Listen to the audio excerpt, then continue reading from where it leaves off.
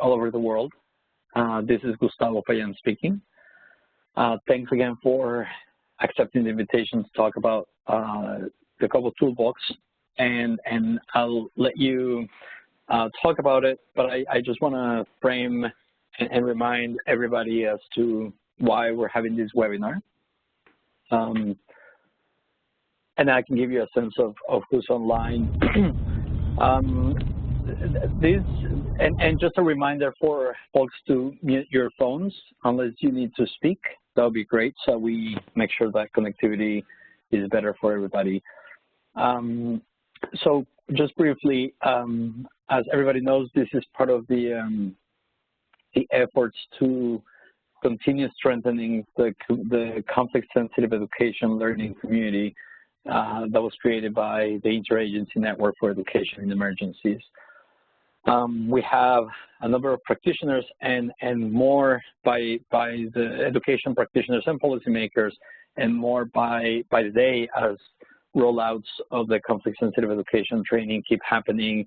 There was one in Washington, D.C. last week, a few others in Aleppo, Addis, Bogota, Mindanao, just in the last few weeks. And so INEE and other partners are pushing and making sure that our education programming in conflict-affected settings is conflict-sensitive. One of the important aspects of this conflict-sensitive education approach is monitoring and evaluation, understanding how our M&E strategies, systems, and activities are conflict-sensitive, how M&E can help us continuously assess the context and the conflict. So we have these sort of almost like rolling assessments, and ultimately how M&E can help us understand if our intervention is conflict-sensitive as well. So those are the three parts of M&E, the relation between M&E and conflict-sensitive education. And this is under that sort of umbrella is that we invited the folks from KoboToolBox and particularly Tino to talk about Kobo and how as a tool can help education practitioners in challenging contexts improve their M&E strategies and activities. And Tino, I see more people joining in, and we won't have a chance to go around and have introductions. Otherwise, we just have an hour or 56 minutes. So it will take time, but I can tell you there's, from the people that I see, we have folks from Norwegian Refugee Council, from Save the Children, from War Child, and many others located in places like Colombia, Lebanon, Jordan, the UK, Ethiopia, and other locations. So I'm gonna let Tino speak and present. I think he's gonna share his screen to go over the presentation. And we also have, just to say that we also have obviously our amazing Natalie Brackett, the coordinator for INEE's working group on standards and practice. So without further ado, Tino.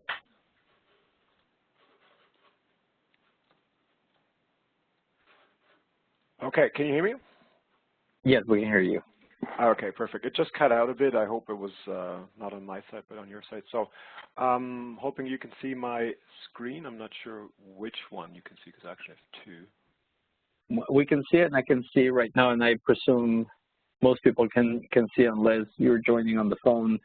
A screen, I see the Twitter account, I think, INEE's Twitter account. Okay, so that's the wrong screen. Let's see how we switch it to the other one. And just while you set that up, Tino will present for, I don't know, 15, 20 minutes. And then there's going to be a chance to ask questions.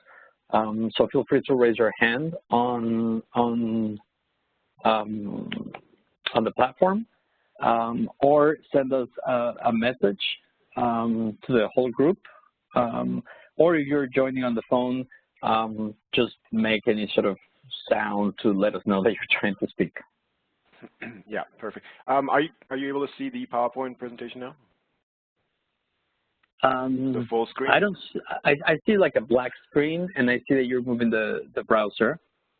Okay, something there. Weird.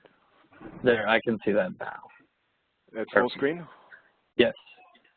Can everybody see that? All right, good. No, we don't have that problem. Great. So okay. Let's get started. We don't have to spend more time on the technicalities. So just to confirm, Gustavo, I think we're presenting about 20 minutes and then go to Q&A. Is that correct? Correct. Yes. Sorry, I muted myself. Yes. Okay, wonderful. Great. So I'm really excited and honored to be speaking to all of you today. Recognizing that, of course, within this crowd, there will be some who are already familiar with Kobo and some who may be very proficient and advanced Kobo users, and some who have not used or heard about the tool even. I'm tailoring this presentation so to kind of cover a little bit for everyone in a way. So at the very end, if we have time, we can also go into a live product demo, but probably I think we'll keep it to Q&A and talk about some of the use cases, especially as connects to education in more detail. So what I'm going to talk about today comes a little bit from my background as a humanitarian field worker. A lot of my work with OSHA and UNDP in the past, and for the last 4 years with the Harvard Humanitarian Initiative at HHI, have been about making data collection in the field better. And so a lot of what we do at Kobo is really to make field work improve in terms of quality by making the data collection at least something that people don't have to worry about. To take that worry away, to take the costs away, to take unreliable data away as a worry from people's day-to-day implementation responsibilities. So usually when we look at field data collection, and this has been true for decades, long before smartphones have become ubiquitous, this is what it looked like. We had the need for assessing something. We had to, either do INEE in the case of a lot of projects, or we had to do a baseline, or we had to do a needs assessment in a humanitarian context. And so we would go into the cycle of designing and creating a methodology, recruiting staff, training them, finally going into data collection, which could take weeks, in some cases months, then transcribing, validating the data, which could take another couple of weeks, and then finally analyzing it in a spreadsheet or SPSS or STATA or whatever software. And then finally we have data, we have information we can publish and make decisions on. So that obviously sometimes could take so long that it was really hard in practice in the field to use this model, and we would just make gut decisions about what we do and where we go. And so where Kobo and other electronic data collection tools come in is that they cut down the cycle by taking away first the transcription validation step, because it's electronic. You don't need to enter anything from paper forms. You don't need to transport paper forms, validate the data entry. And also it means that you can design your surveys and set your methodology and start recruiting and training people in advance before the need arises. And so in this case, data collection starts immediately once the need has been defined. In this case with Kobo, of course, that means you can create your assessment forms, your surveys in advance, test them, have them ready to go, and do minimal adjustment depending on the emergency, or maybe customize them for a day or two and test them and so on. But it's much, much shorter cycle to go then from data collection into analysis. And finally, having higher quality data that doesn't have all the pitfalls of paper. As probably everyone knows, with paper we introduce a lot of problems every time. Regardless of how much training we spend, there will always be someone who will not conform when they write the date of birth. They will just put the year, or they will not put anything because they can skip it. On electronic devices, and if a question is mandatory, you have to respond to it. You can't accidentally skip it. So a lot of what we've been doing with Kobo over the last years has been to decrease fragmentation in the humanitarian sphere. And I'm going to talk about humanitarian emergency work in particular, but I should point out that a lot of the work has been done in parallel, of course, the same way in the development environment and in the research environment, where a lot of the same problems have occurred. So in emergencies, as I think everyone is well aware of, fragmentation of different tools and different data sets often make it very difficult to come to common agreements of what to do and how to do it in terms of assessment work. With Kobo, and we've now come to this point where I would say the vast majority of organizations in humanitarian disasters use Kobo as opposed to other tools, or they use the Open Data Kit, which I'll talk about a little later, as a ways to collect data. And so that decreased fragmentation makes it a lot easier to use common indicators, everyone sharing similar or the same questions, the same information, the same structure, or even doing joint assessments using the same tool, but being conducted by different organizations. And at the end, that makes it easier to harmonize the approaches in humanitarian response. Our collaboration with OSHA since 2013 has been extremely successful, I would say, in part because we're not just partnering with OSHA, but OSHA sees itself in this role very strongly as an advocate for the broader humanitarian community and takes that role very seriously, talking to hundreds of organizations, either in person or remotely or through meetings and through trainings. And so a lot of what we have built as Kobo at HHI has been informed and requested really not by OSHA itself, but by dozens of humanitarian organizations and lots of specialized data collection or information management or those kinds of folks at these different organizations. And it's made Kobo into a really great, much bigger tool today than it was 4 years ago when we started. A lot of the work has been supported also by other partners and donors. And so as a result, Kobo has been and always will be free. It's open source software, but it's also hosted on different servers that are accessible to the public, not just humanitarian organizations, but all kinds of nonprofits or even for-profit organizations. And so that's really important because that means there is no free tier that everyone can sign up for, and then once you get past that tier, you ask for a credit card. So that doesn't exist. Everything is free. There's free user support. The tool is scalable to hundreds of thousands of requests.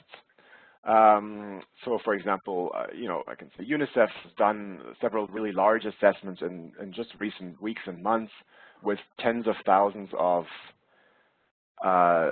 submissions, and so have other organizations like UNHCR with more than I think 200,000 in a particular emergency. And in some organizations and some use cases, it may just be a few dozen beneficiaries or a few dozen affected people or households. And in other cases, a baseline assessment means talking to 2,000 people over 2 weeks. So all these use cases are covered. All of that is free.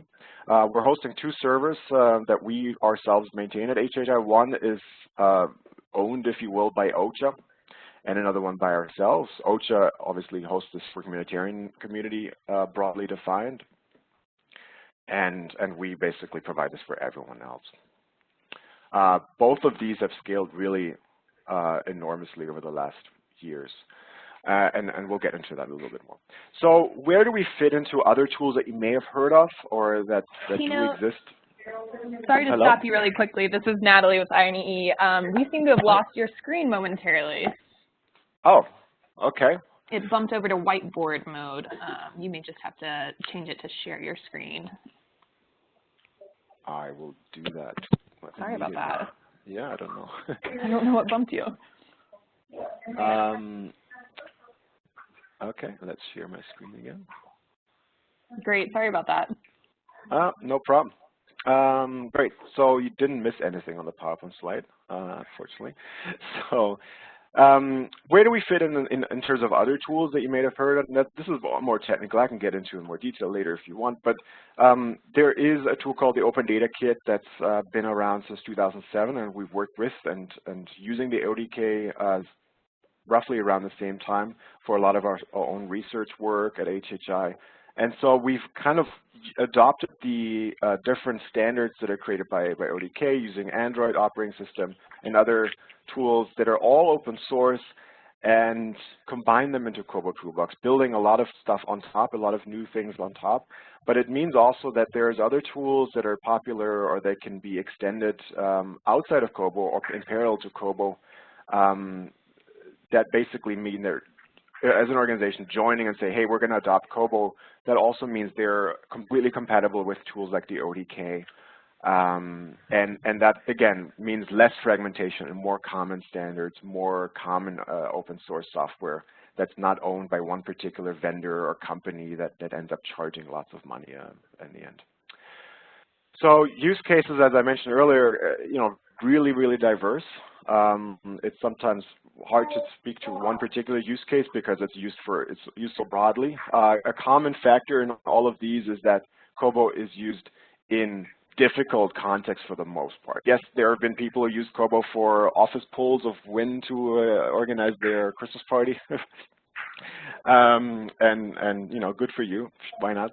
But for the most part, I would say that's not what it's used for, and we're not SurveyMonkey. We're basically a tool that you can use in difficult contexts because it works offline. It works completely offline with all kinds of handsets. You can synchronize your data when you have to, and it has all kinds of advanced use cases that are really specific to various difficult environments, such as the ones we illustrate here. As I mentioned earlier, we've really taken off. So when we started in 2013 and we published the first version together with IRC, we actually had a launch party with IRC back in October 2014 in New York. We had 0 users, and this is now taken off to, I think we're about 80 or 90,000 users and more than 20 million submissions since then. A lot of different partners that we work with, beyond just OSHA, different donors. USAID has been very central to our funding, but by far not the only one. And that's actually being spread out more as more organizations see the value in supporting us directly and getting sort of long-term support with and from Kobo and so on. So this is just a sample. It's not even all of our partners and donors. I will not have time, or I think we won't have time to look into this today, but there are great videos. I definitely recommend the first one from MSF after we share this presentation today that you can watch and see how Kobo was used in practice to do some really great assessment work by MSF in Nigeria on malnutrition, and some other videos that are from our side introducing the tool and our new question library feature in detail. Now, yeah, go ahead. Sorry, can you, we're recording this webinar, but would you mind sending the link to the videos, or at least the first one that you recommended, on the text box here on WebEx? And I'll share that with folks through the learning community. Okay, is it okay if I share it after? That's okay, yeah. Or just towards the end? Cool. Sure. Yeah, no, absolutely. And I want to share the whole presentation also so people can click through it and share this in their own networks later on. So in terms of what makes Kobo, what does Kobo really do? I think we broadly define in 3 categories. One is creating forms. So these are your assessment forms that you use to generate data later on. And they have multiple different really cool features that I can go into later. One of which that we're really proud is the question library, which we developed early on with IRC as a proof of concept, and has become a really great tool in the process. So what the question library is, it allows you to save really useful question blocks or sets of questions or individual questions that you want to use for future assessments, future surveys, future evaluations. You can create giant libraries with thousands of questions, or just really specific ones on high school dropout rates in a particular region, and they can have all the translations included, and you can share them with other people within your organization, with other colleagues outside. You can make them public and so on. The goal of the library, of course, is to make it easier to create really great assessments and use them in different contexts, not just create really one-off surveys that will not be useful in other ways because you have to write up from scratch again when you do a new assessment in a different country or context. The second big component is collecting data, of course. That's what it's all about. There's no point of Kobo if you don't collect data, so that's really the central element. Oftentimes this is when it turns from 1 or 2 people designing the project, the survey in the form creation process, to training dozens or hundreds of enumerators or data entry people in a particular context to collect the data. And so the vast majority of people collect them with smartphones, increasingly also tablets, small tablets, which tend to be very, very cheap. You can literally use the cheapest Androids available for that. You can also use really expensive iPhones if you want to. Any device, in fact, can be used. You can use computers for data entry, using web forms. All of that can be done online or offline. And so it's really flexible depending on the use case, depending on the devices available, depending on the procurement rules an organization may have, what they want to use for their data collection. But really, if you want to go cheap, $50 Android phones are great, and they can of course be reused many times, and that's way, way cheaper than paper transporting transcription costs, of course. And I should say some organizations still use paper and they use Kobo in parallel, because in some contexts, for security reasons, you may not be able to use smartphones to go around village to village, household to household, because you may be mistaken as a spy. Ukraine comes to mind, Syria comes to mind, parts of Sudan have had this problem. So in this case, people use Kobo to design their forms, print out the form, collect it on paper, and then transcribe it. But instead of transcribing it into a data set, into Excel, if you will, they use Kobo for the transcription on the computer. So you still have the same data quality assurance during the transcription process in this case. And of course, analyzing data is really important. At the very basic level, Kobo gives you an Excel file or a CSV file to analyze your data in whatever tool you choose. So advanced users, put it straight into Stata and SPSS and SAS and R. Others just use some basic analysis that we provide for them on the platform itself. Some graphs, some interactive maps, things like that are available for users immediately on the platform. Because we're using smartphones for the vast majority of the data entry, you can make use of all the other technologies. So having a GPS question that tracks not just the location, but even, let's say, the perimeter of a field or school is something that can be entered as part of this data. Same goes with schools. For example, I remember in Nepal, UNICEF supported a huge survey that asked to take a picture of each school where the assessment was done, and I think there was tens of thousands of those. And it's cheap at the end. You just have to make sure that you have the bandwidth to upload it, but afterwards you have a picture of every school in the country as part of the assessment. If you spend the money to travel there, you might as well take a few shots. And that's all possible with Kobo. You can also record audio, you can record video, and that's all synced together with the data, and then you can analyze that any which way you want later on. And I'm happy to go into that more detail. So as I said, different ways of collecting data. That's possible depending on your requirements.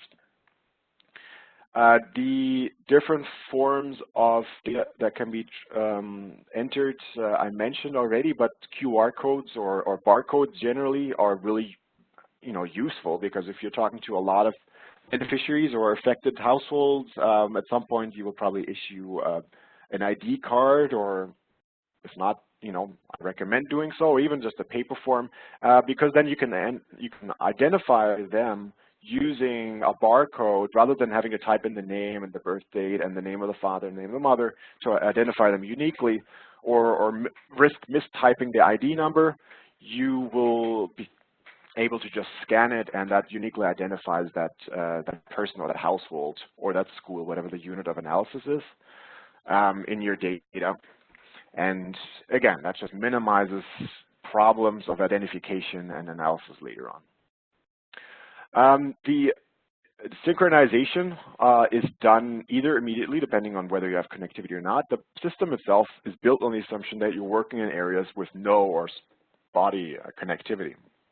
So by default, every piece of data is first stored on your device. And you can choose to encrypt the device. You can choose to completely encrypt the data itself as well. But everything's stored on the device first before trying to synchronize it with the server. In most use cases, what happens is that people collect a lot of data during a day or even over multiple days or even weeks in extreme cases like work we do in DR Congo. And in those cases, there's no limit to how much data can be stored offline whenever connectivity is restored because you're back at a local headquarters, internet cafe, or you use, a BGAN or some other more advanced connection device. You can synchronize all of the data within seconds back to the server. Of course, if you take lots of video and pictures over 2 weeks, that may take a little longer. In some cases, of course, it's even possible to synchronize the data completely offline without, completely bypassing the internet. So for human rights use cases, that is a particular concern when you can't trust all the networks that you may have to use. So this is also an option for some folks who need that. Yeah, and so one thing that we also, like I mentioned, we have available for free is user support, free for all users within usually 1 or so days. You get a response out of your questions about, form design or other more advanced questions or issues you may have encountered. We also have a training module on humanitarian or coordinated needs assessments. Again, the link is here. We'll send this around after.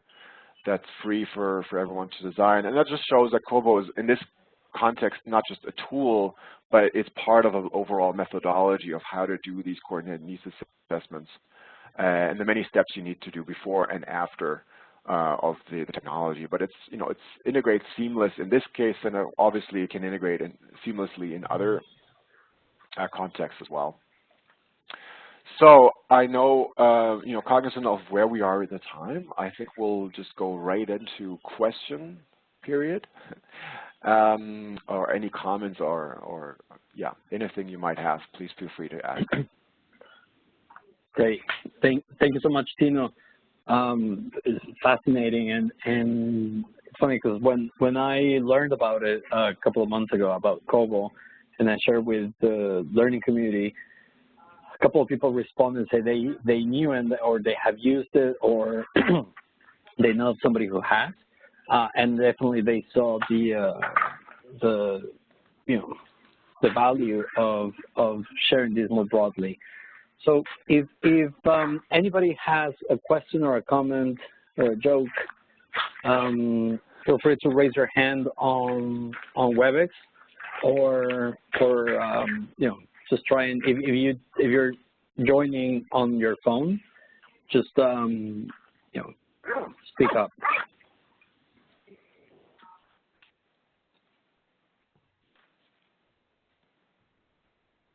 Has anybody in this group?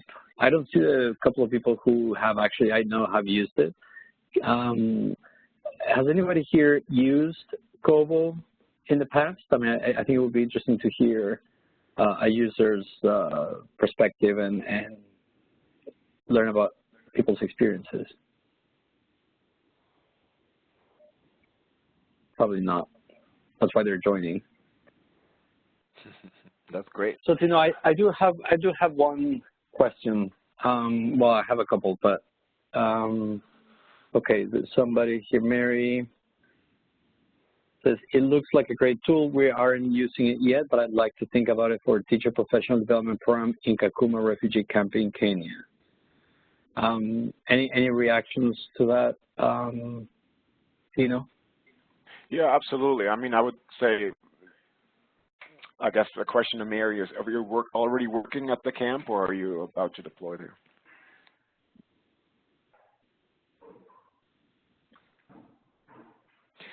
And the reason I'm asking is because there's a very high chance that organizations, or at least one organization, is already using Kobo to do assessment work there, or use it for some kind of context. So something that's been really, really useful, and that's been kind of a tipping point over the last few years, is that it's now a complete completely normal situation that, organizations deploying somewhere having to collect data may have institutional knowledge and experience with Kobo and other data collection tools, but maybe the people who are deploying haven't used it yet. And that's, totally normal, and that's kind of to be expected. But in this case, now we have a situation where there will always be one or more organizations with a lot of hands-on experience with Kobo who can now help these other organizations out. So if you find yourself, darn, I need to collect all this information, and I know about Kobo, I know it's easy, but I've really not used it yet.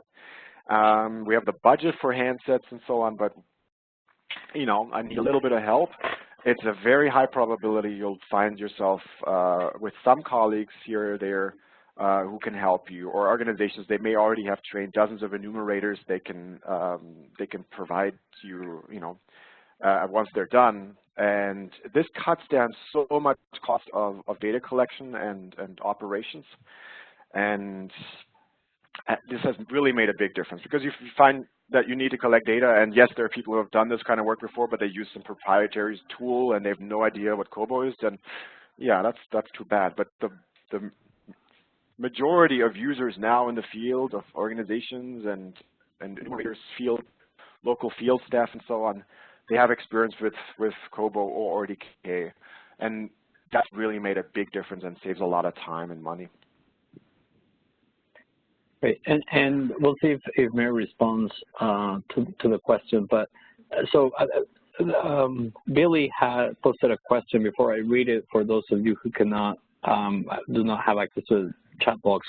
A follow-up question to what you were saying, Tino, is if I, let's say in the case of Mary who wants to use it in Kakuma, is there a way for her to find out who has used it, which organizations have used it? So she doesn't have to do that research, but could they go to Kobo and say, hey, do you have any users, or do you know who has used Kobo in this specific location? Oh, that's a great question. So there are different channels. For the most part, I would say once you're on the ground, it's really usually very quick and easy to find out who's working on what. If it's a large response, a lot of responses at that camp, but in the large response, there may be additional email distribution lists that you can just shoot an email over. Sometimes there's Skype groups for the immediate responders. Beyond that, there is also a mailing list, a Google group for your Kobo users that's moderate, just open to anyone using Kobo, so you can certainly just ask that question there.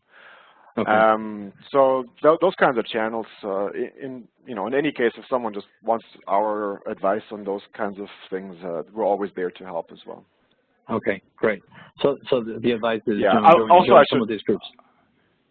So, yeah, and I should also mention that OSHA is always the best contact in these kinds of situations, because not only do they have all the context, they know who's doing what, where, but they're also really knowledgeable about Kobo, obviously. Okay, and Mary was asking, she lost connectivity for a second. Will you mind repeating the question for Mary that you had? Oh yeah, I was just curious if you're already working at the camp or if you're still to deploy. Okay, and Mary, that was the question was because there are other organizations who have used Kobo, and I don't know if Tino remembers or if it was just the assumption that probably somebody already used it in that specific camp, so you can get some help. Yeah. So yeah. Can I jump in, or sure, please? Okay. So yeah, we're there. I mean, we're in our second year of implementing this project that combines training and coaching and mobile mentoring. And yeah, I would imagine there might be other folks in the camp who are using Kobo, so I can reach out and ask, and starting with UNHCR, of course. But we're doing a lot kind of paper-based, and the teachers are helping us collect data, but then we're having to spend a lot of time with my amazing graduate students here at Teachers College, Columbia University, importing, and cleaning up the data. And so we definitely wanted to figure out how to better leverage technology to kind of streamline things and ensure, to all the points that you made earlier, just better data collection. Oh, wonderful. Yeah, that's a great use case. And that's also, I would say, you have the perfect preconditions, because you're working with teachers doing data collection. they tend to be really great people to be trained and use. Even if people are really not technologically advanced in their own skills, my experience is they're really quick to learn. And that's really changed. 5 years ago, people didn't have smartphones. They were really finding this strange experience. Today, people have smartphones that pick up Kobo within seconds, and it's really quick to teach new staff on that. I should also say, since you're from Colombia, some of the technology we use was actually developed by Colombia at the Earth Institute a couple years back. So hey, if you end up using Kobo, it's full circle again. Great. That's great. We have a few. I don't think I know Mary is not from Colombia. Not from Colombia as much as I would like to, but we have a few Colombians on the call, so you guys should be proud. As much as part of your empanadas of helping develop Kobo. I'm talking about Columbia University, not the country. Oh, sorry. Columbia University. I thought Colombia. I know they have good empanadas in New York as well. I was like, the Institute, that sounds like Colombia. Okay, my apologies. So a question from and yes, Mary works for Columbia. A question from Bill. From Billy, I work in education, and I know SAVE. Oh, I lost it. And I know SAVE has requested the creation of grid functionality by Kobo, so they can do literacy assessments using Kobo. Tino, do you know if that's being created by your developers? And if so, is that also open source and available to other INGOs? Wow, that's a really great question. Amazingly timely question. We're actually working with Save the Children on creating a literacy assessment tool right now. Do we have anyone from Save on the call? Yes, there are a couple people, yeah.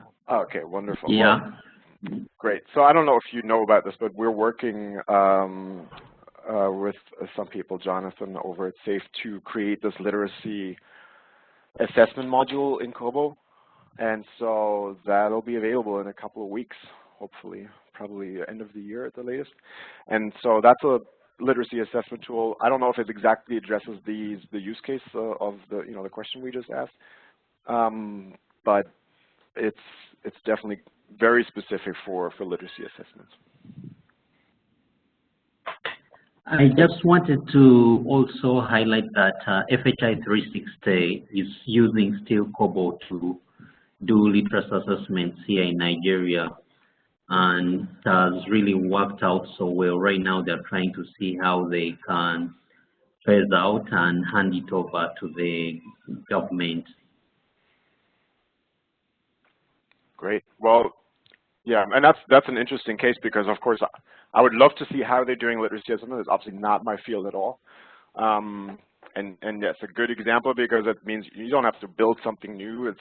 The Kobo forms are really, really versatile.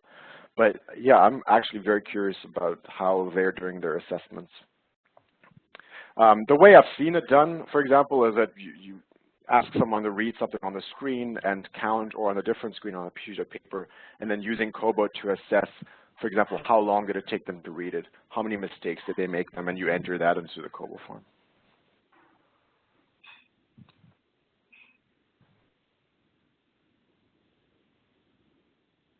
Okay, great.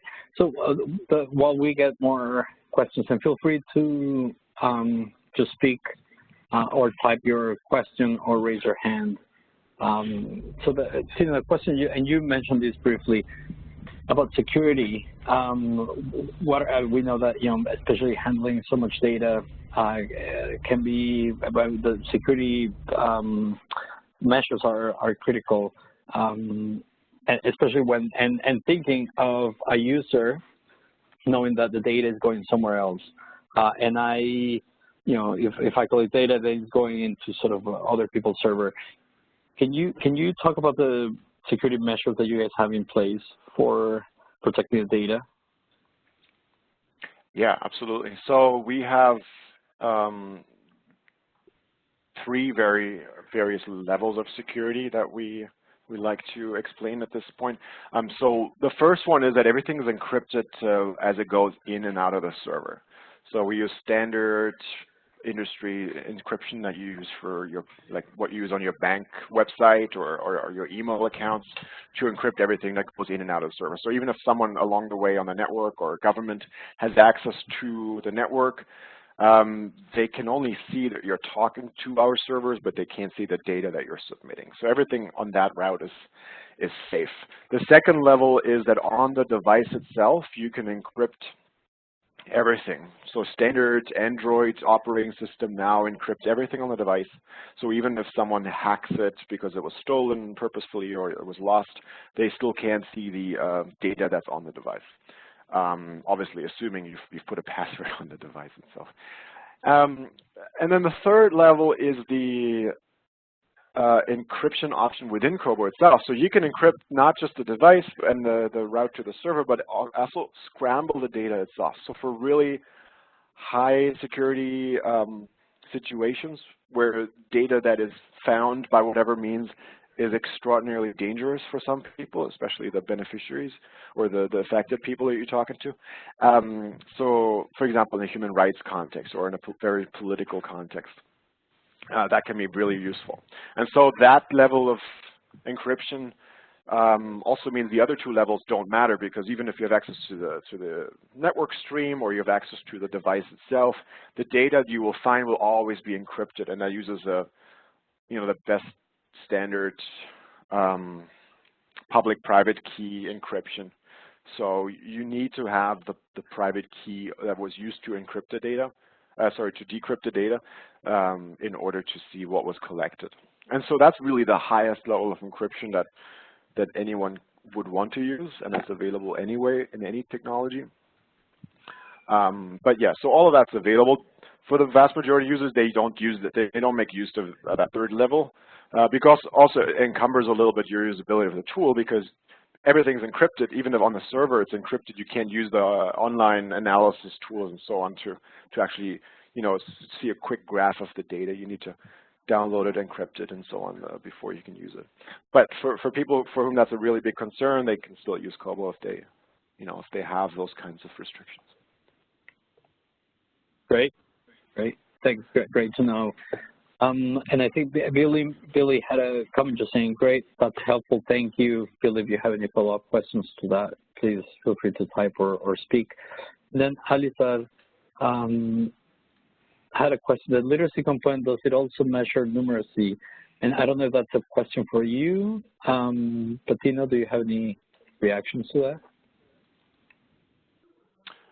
I don't know. I don't know if it can be used for numeracy. If you want, I can put you in touch separately after the call with the folks at SAVE who are developing this or who are working with us to develop this. I don't know exactly how it can be used or how it could be adapted, but I'm sure they could address that.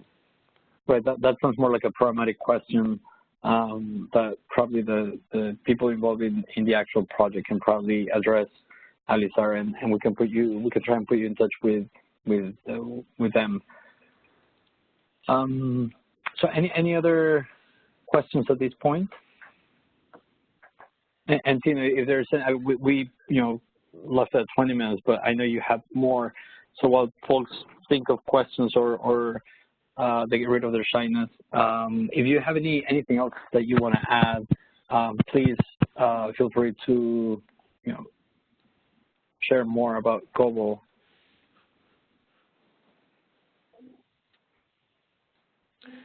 Sure. Yeah.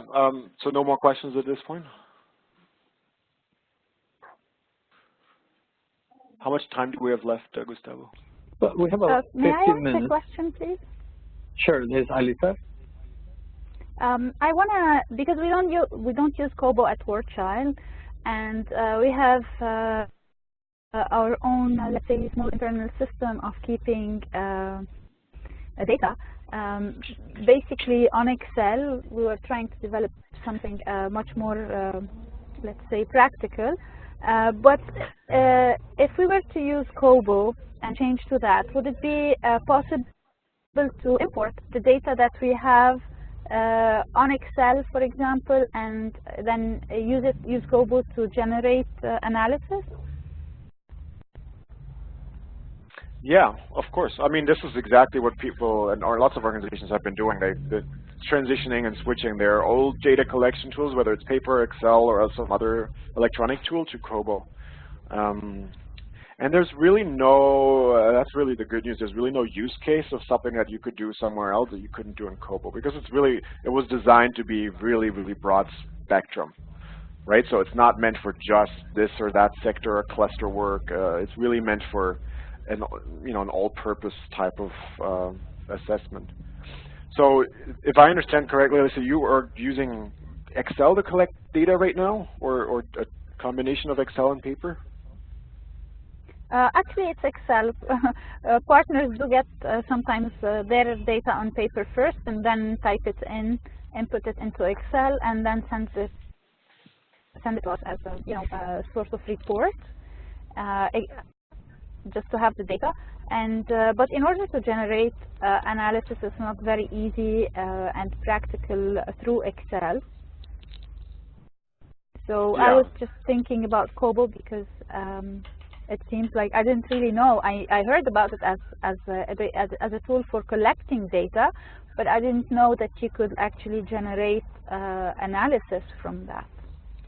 So I'm sharing my screen quickly. I hope you can see it. I'll just show you what we have in the tool now in terms of analysis. So I'm just going to the data tab. This is a project with 550 submissions, so it's not huge. So this is just some quick analysis that's been provided to you for each question. Can you see this, Alyssa? Yeah. So it just runs some very simple statistical frequency analysis for each question, giving you the frequency and a percentage. It is meant as a snapshot, a quick way to see what your team's collected, yeah. and does not really replace proper data analysis. So I would always caution people who want to use this instead of sort of external data analysis in Excel or other tools, because there's no data cleaning. I mean, yes, you can edit your data in Kobo, you can even delete data, you can do data cleaning here, but it's not meant for, I would say, long-term data cleaning or proper data analysis, because you can't, customize everything. We're introducing more customization, so we're definitely moving in that direction, but so the good news is if you're controlling your data and you're entering it yourself and you know the data is good, it's stored, of course you can use these graphs, you can use these tables, and analyze the data that way. So depending on the question, the graphs will look a certain way. You can change the graphs, would be here, to make them appear in different ways. But the vast majority, I would say, still, in my opinion, I mean, maybe that's no longer the case, but in a lot of cases, they use Kobo to generate the data and then export it to Excel or other formats. So in this type of use case, I would say you're not really replacing Excel as your data storage, even though, yes, there is reporting ways, reporting capability built into Kobo already. But the big change, I would say, in a lot of cases, in your case as well, would be to improve the way you're collecting data and make it easier for organizations to enter their own data. So what I would do, for example, is to generate a form that you can send to all your partners and have them enter the data themselves, and the data goes into the spreadsheet. And you can use the report to analyze it, but you're just streamlining and improving the data collection process by telling people exactly what type of data you're looking for, what the responses are that are acceptable. And I don't know, Gustavo, if we have a minute to demo some of this, I can do a quick demo form. I think that'll be very helpful. Yes, we have time. Yeah. Okay. Okay. Since a lot of people haven't used Kobo, so that may be useful. That would be great. Thanks. All right. So so this is what you see after you log in. We have a bunch of projects in this account already. And the three categories here, deploy, draft, archive, just mean deployed as something that you're currently collecting data on, or you could collect data for. Draft is obviously anything that's not yet deployed. You can still make changes to it. You may never deploy it. This may just be a test in a lot of these cases. And archives in this case are forms that we've created and collected data for. So this, for example, a Uganda survey that we did in 2014, which had 2,000 submissions. So I'll just go ahead and create a new project. In this case, let's just use Alisar's example, partner survey, and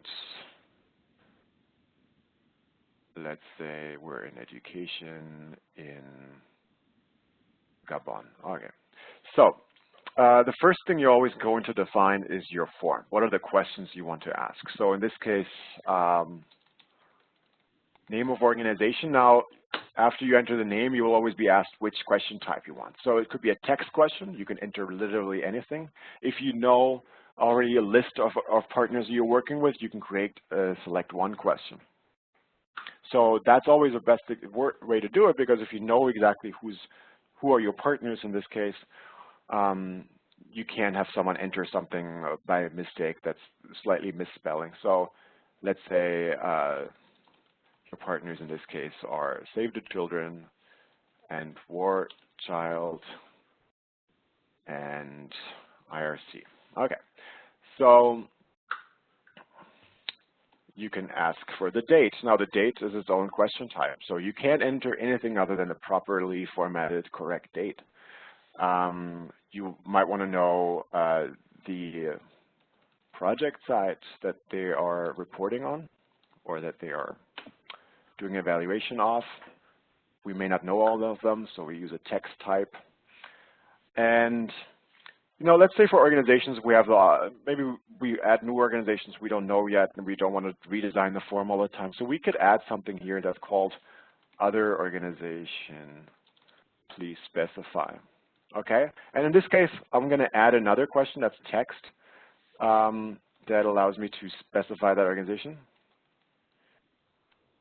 Okay, so I'll create a new question. I'm just going to, that's a text question, but I actually really only want this question to show if someone selects this option, right? So we use something that we call skip logic. So you go into the settings of the questions, you click on skip logic, okay? And then we're creating a condition. So only show this question if this was ticked. So that's exactly what we're going to do. If this question, name of organization, equals other organization, then display this question. Okay. So this is a skip logic. This question will not show unless you pick this option. And you can always preview your survey by clicking on the preview button. And I can now select Save the Children, War Child, IRC. If I tick other organization, this other question pops up, and I can specify UNICEF. Okay, I can put a date in. I can put whatever project site in, right? And that's our form. Now, as you see, when we create these questions, there's lots of other options that we can specify. For example, for numbers, we might want to know number of teachers on site. Now, this is a number question. We don't want anything other than a numeric entry here. So we have to know this number. And so we can make it, for example, a mandatory question. We can say this question has to be answered. And that you can do that, of course, for all questions. You can say every question is a mandatory question, okay, including the first one. And you can also put something that we call a hint. If not known, enter 999. So you have a code for a don't know. That's numeric, so you don't need a separate don't know answer. This could just be a code. And you can define that during data analysis as sort of a standard number in this case. Okay, but then you can also say, well, it's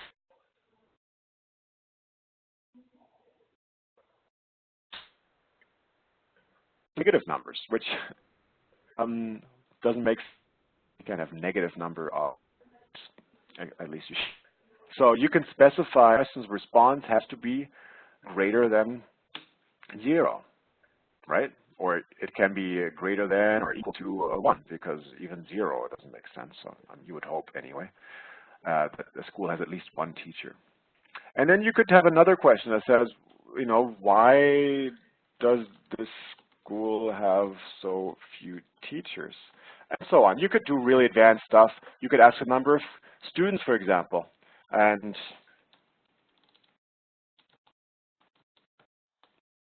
have it calculate the ratio of parents to students, which what we call calculate questions.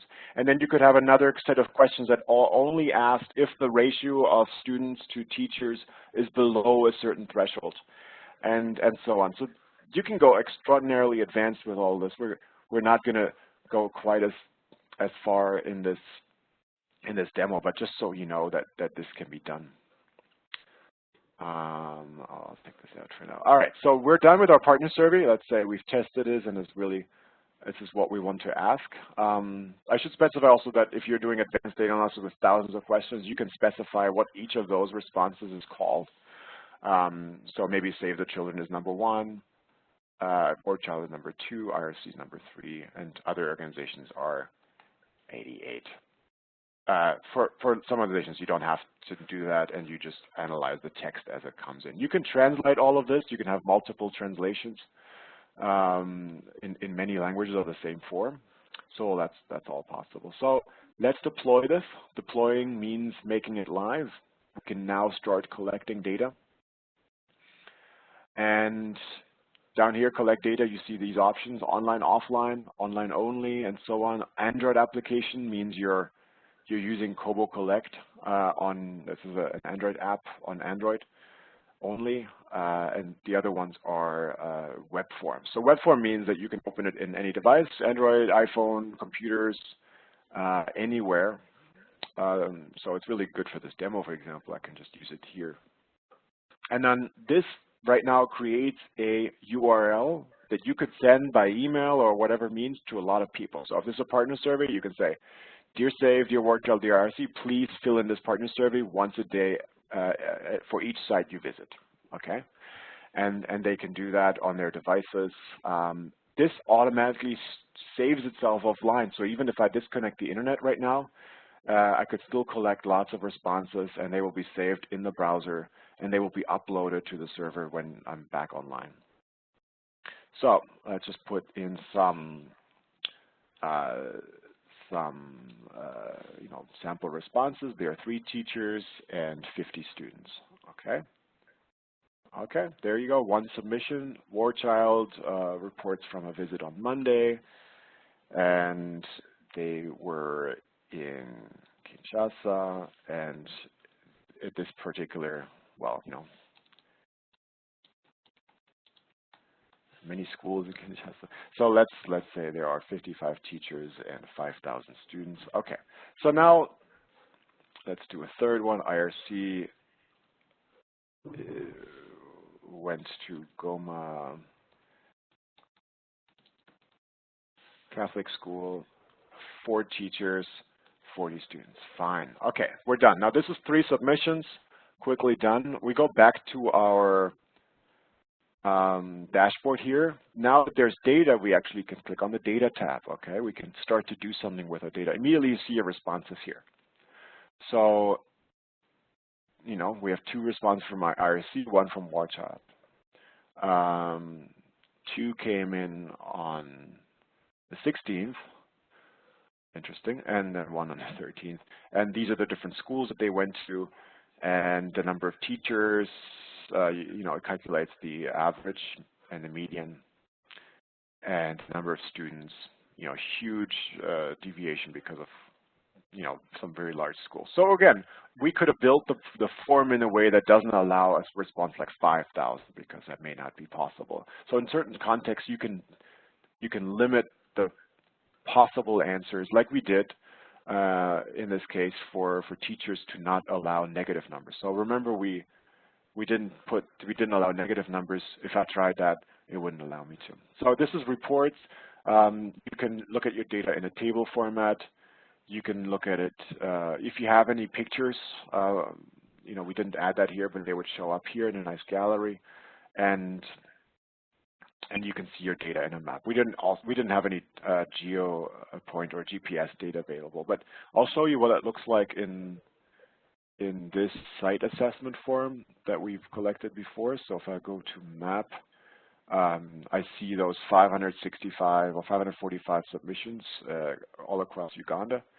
And if I want to look at just the ones in Gulu, I can zoom in and see exactly where there were site assessments done in Gulu. So if you imagine these are schools, you can make sure that they were really done at the right school and not done at the local bar. So for quality assurance, GPS is extraordinarily helpful because you can see where your staff went. And if you're talking to people in a refugee camp, you can make sure no GPS coordinate was done back at the office, because probably people are just faking it that way. And there's a lot of other ways you can control for quality in your data set, for example, with checking for the time and that the survey was started and that it was finished. You can calculate how long it took, what time they finished, and so on. So yeah, this is just a quick demo. There's a lot more that I could show you, but I hope this gives you just a quick overview of what you could do with the data and how you can deploy it really quickly, as I showed you in this case. Thank you so much for that walkthrough. I'm really glad we got a chance to see that and to learn so much about KoboToolBox today. As we mentioned earlier, this webinar has been recorded, so you can refer to this again, walk through all those helpful steps and hints that Tino provided us, as well as the answers to the questions that you guys had. We'll make sure to record those and get the information out to everyone so we can all learn from it. I think we're open through 15 after, but I know Gustavo mentioned wanting to limit your time to an hour, Tino, so thank you so much for joining us today. This was incredibly helpful. And thank you to Gustavo for sticking around and helping out the learning community by organizing this second online professional development opportunity. Gustavo, any final words as our lead facilitator for the learning community? Well, before I do that, thank you, Natalie. And I wanted to see if Tino, do you have any last comments to wrap up? WebEx is always, as any technology, there's always limitations and challenges, but a lot of people showed interest. And as you can imagine, most of the members of the community are in the field, and we got a few messages that they were having problems connecting, and other challenges, meetings, etc. So we'll make, as Natalie mentioned, we'll make this available because there was a lot of interest, and it was great to see many of the members of the learning community joining and participating. Do you have anything to wrap up your presentation, Tino? No, I would say please give it a try in your organization. Share this presentation, what we're going to send out right after with others. It's always, I think the demo just showed, it's always so much easier to see if how something works and how it's done, to take away the fear of a new tool. There are a lot of scary tools out there that are really, not easy to use. And any tool that someone tells you they need a day or a week of training, stay away from it. It shouldn't be that way. You don't need a week of training for signing up to a new email provider, and that's how we built Kobo. So we hope it's really easy for organizations to adopt it and to use it in different ways. As we talked about the use cases earlier, like everyone collects data, whether it's paper, Excel, and people can make it work that way. It's just a question of saving money, saving time, and improving the data. That's what we built it for. And being part of a community that is growing by the day in the thousands of collecting data more efficiently makes it a lot easier, and it takes away the fear of adopting something new. So if anyone has further questions, we're definitely here to help you. We'll include my email as well and our contact details. But I do hope this has been helpful, and for individuals and organizations to start using better tools to collect data. I'm wishing everyone good luck, because it's a big step sometimes, but it's something that pays off really, really quickly in my experience. Well, thank you so much for those words, and just to link back to the purpose of this community, which is, you know, promoting conflict-sensitive education, and the importance of conducting and developing M&E systems that are conflict sensitive. And Kobo seems to be, I have not personally used it, but seems to be like a great tool that can help us ensure that we're sensitive to the conflict or to the crisis that we're operating in. We can use paper if need be, if in some cases, you know, the use of having data collectors walking around with phones or tablets or any electronic devices can put them at risk. You know, Kobo can use, you can use paper and then enter your data. It's safe, and you can always tap into a larger community of users, which I think is you know, a huge benefit, as we know. So thank you, Tino, and not only now to answer your question, I just want to thank everybody. It's great to sort of reconnect with folks, even though it was just a webinar. But we'll continue to be in touch on WhatsApp and emails, and we'll just cross paths. So thank you, everybody, for joining. Thanks, everyone. Okay, thank you. Bye, everyone.